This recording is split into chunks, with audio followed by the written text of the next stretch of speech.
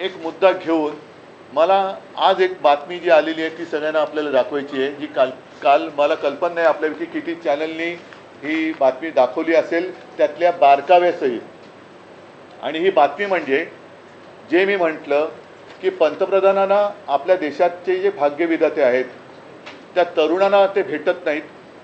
अगदी रात्री मध्यरात्री एकदम काय ते फ्रेंड्स म्हणून त्यांना इंस्टाग्रामवरून संदेश देतात. म्हणजे आता ही एक बघण्यासारखी गोष्ट आहे की कोरोनाच्या काळामध्ये जेव्हा मी फेसबुक लाईव्ह करत होतो तेव्हा मला जे उपदेश देत होते की फेसबुकवरून सरकार चालत नाही, आता इंस्टाग्रामवरून सरकार चालवण्याची वेळ आलेली आहे. एवढी यांची आता हालत खराब झालेली आहे. आणि मला नाही वाटत अशी म्हणजे कदाचित ही खरं आहे की जे काँग्रेसला जमलं नाही गेल्या 60-65 वर्षात त्यावेळेला ते यांनी करून दाखवलं. कारण काँग्रेसने एवढ्या शिव्या त्यांच्या डोळ्यादेखत कधीच खाल्ल्या नव्हत्या.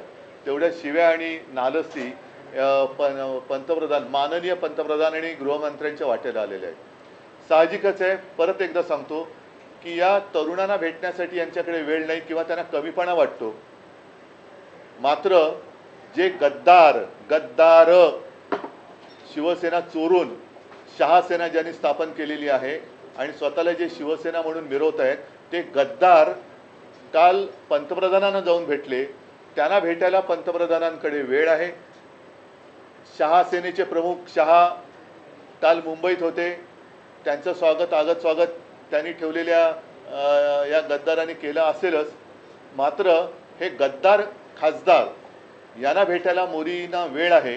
मोदी त्यांना नुसते भेटलेच नाही तर मोदींनी जे काय त्यांना सांगितलं की जसं आपण म्हणतो की स्वामी समर्थांना आपण एक त्यांच्या चरणी लीन होतो, याचं कारण का की संकटाच्या वेळेला आपल्या पाठी कोणीतरी आहे.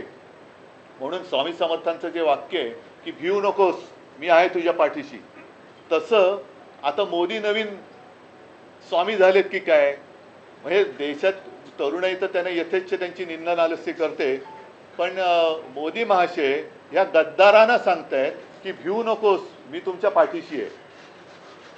म्हणजे हे एक म्हणजे फार विचित्र आहे. आणि आता या गद्दारांना चिंता कसली आहे, कारण वॉशिंग मशीनमध्ये गेलेत, यांना आता यांच्यावरचे डाग तर धुतले गेलेत, मात्र गद्दारीचा डाग हा धुतला जात नाही आहे. तो डाग धुणारं वॉशिंग मशीन अजून भाजपकडे आलेलं नाही आहे. हे बाकीच्यांकडे फोटो आलेले आहेत. काल त्यांची भेट झाली. परत एकदा सांगतो की देशातले तरुण तिकडे त्यांच्या न्याय हक्कासाठी आंदोलन करताना त्यांच्यावरती लाट्या काठ्या गोळ्या चालवतात. त्यांना तुम्हाला भेटता येत नाही आणि बेशरमपणाने गद्दारांना नुसते भेटत नाही तर मी तुमच्या पाठीशी आहे हे सांगतायत. तर हे वाक्य त्यांनी तरुणांना सांगायला पाहिजे होतं की कशाला तुम्ही घाबरताय, मी तुमच्या पाठीशी आहे, काही काळजी करू नका, मी देशाचा पंतप्रधान आहे, मी तुमचा मोठा भाऊ म्हणा किंवा आजोबा म्हणा काय असेल ते किंवा फ्रेंड्स म्हणा आहे, तो तुम्ही भिवू नका, मी तुमच्या पाठीशी आहे. आता हे जे काय वाक्य आहे हे वाक्य त्यांनी कशासाठी उद्गारलं बरं. ही जर का बंद दाराआडची चर्चा असेल तर बंद दाराआडच्या चर्चेतलं नेमकं हे वाक्य बाहेर आणण्याचं कारण काय, की कोणावरती ही कोणाला तुम्ही संदेश देताय. आता ही जी आहे नवभारतमध्ये सुको म्हणजे सुप्रीम कोर्ट की सुनवाई से टेंशन में शिंदे म्हणून तुम्ही भेटलात का यांना. कारण आता आमचा हा पक्ष पुन्हा 6 खासदार फोडून सुद्धा महिना तर झालेला आहे ना. आणि लोकसभा अध्यक्षाने अगदी अपेक्षेप्रमाणे निर्णय दिलेला आहे. पुन्हा कोर्टबाजी वगैरे सुरू होईल, पण कोर्टात सुनावणी सुरू असताना हे गद्दार त्यांना जाऊन भेटण्याचं कारण काय. आणि परत आता हे पण म्हणून मी या पेपर सकट आणले, चिंता करू नका, मी तुमच्या पाठीशी. म्हणजे हा संदेश ते कोणाला देत आहेत, कोर्टाला धमकावणी देत आहेत का, धमकावत आहेत का हे की मी आहे यांच्या पाठीशी, का अमित शहाना देत आहेत. कारण मागे असं होतं की हे मिंदे जायचे तेव्हा ते त्यांच्या शहासेनेच्या प्रमुखाला भेटायचे. आता शहासेनेच्या प्रमुखाला ते भेटायची त्यांना गरज नाही, कारण त्यांचा आता बहुतेक बॉस बदलला आहे. आता ते थेट मोदींना भेटतात. आणि विशेष म्हणजे शहा इकडे असताना ते मोदींना भेटत आहेत.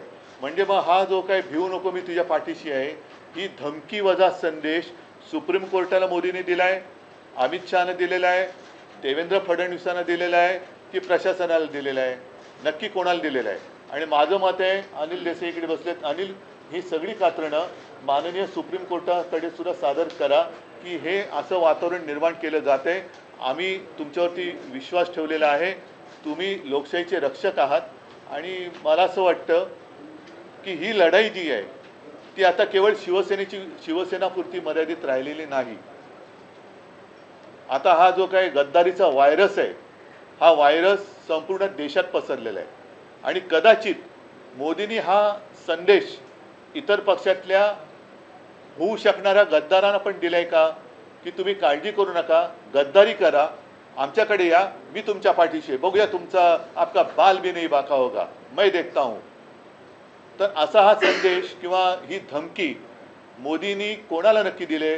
सुप्रीम कोर्टाला दिले, अमित शहानं दिले, देवेंद्रनं दिले, प्रशासनाने दिले का हा संदेश इतर पक्षातल्या गद्दार होऊ शकणाऱ्या खासदारांना दिले की तुम्ही गद्दारी करा, मी तुमच्या पाठीशी आहे? तर याचा खुलासा झाला पाहिजे. आणि जे मी म्हटलं की ही लढाई ही केवळ आता शिवसेनेपुरती मर्यादित राहिलेली नाही, तर गद्दारीचा व्हायरस हा लोकशाहीचा जीव घेतोय. तर लोकशाहीबद्दल प्रेम असणारे, संविधानाबद्दल प्रेम असणारे जे देशभक्त आहेत, त्या तमाम काश्मीरपासून कन्याकुमारीपर्यंतच्या तमाम देशभक्तांना मी आवाहन करतोय की तुम्ही आता ही लढाई आपण सगळ्यांनी मिळून एकत्रित लढण्याची गरज आहे. देशाचं संविधान आणि देशाची लोकशाही वाचवण्याचं कर्तव्य हे आपल्याला करावं लागणार. देशातला तरुण तर त्याचं तर आता माथं भडकलंय, त्यांच्याबरोबर आता यांनी कितीही प्रयत्न केला तरी ते त्यांचं प्रवचन ऐकायला तयार नाहीत. आणि म्हणून एकदा सांगतो की ही गोष्ट गंभीर आहे, ही आम्ही सर्वोच्च न्यायालयाच्या निदर्शनास नक्की आणून देणार आहे. पण मोदींनी सांगायला पाहिजे की हा धमकी वजा संदेश तुम्ही नेमका कोणाला दिलाय आणि गद्दारांना आता नेमकं भय कसलं आहे? वॉशिंगमध्ये धुवून घेतल्यानंतर सुद्धा तुम्ही पुन्हा का घाबरून तुमची पळापळ का होते, का शेपट्या घालून तुम्ही मोदींकडे जात आहे? तर ह्याचा खुलासा व्हायला पाहिजे. म्हणून मी आज आपल्या माध्यमातून सर्व जनतेला ही माझ्या मनातली शंका कळावी, कदाचित त्यांच्याही मनातही असेल, तर त्याला मी वाचा फोडतोय. उद्धवजी ज्या पद्धतीने काल परवा हे कुठे खासदार मोदींना भेटले, तसेच शरद पवारांचे खासदार देखील पुढच्या आठवड्यात मोदींची सर्व भेट घेणार आहेत, अशा पद्धतीची देखील माहिती आहे. मी माझ्यापुरतं बोलतोय. आणि ज्यांना ज्यांना संविधानाबद्दल प्रेम आहे, लोकशाहीबद्दल प्रेम आहे, ज्यांना ज्यांना संविधान वाचवायचं आहे, लोकशाही वाचवायची आहे, त्यांनी या लढाईत सामील व्हावं. सर, मोहन भागवत मुंबईत होते आणि त्यांनी जनतेशी संवाद साधला, त्यांनी त्यांच्या प्रोटेस्टला पाठिंबा सुद्धा दिला. नाही, पहिले या विषयावरती मला असं वाटतं हा महत्त्वाचा विषय आहे. बाकी मोहन भागवत वगैरे हे नेहमीचे विषय आहेत.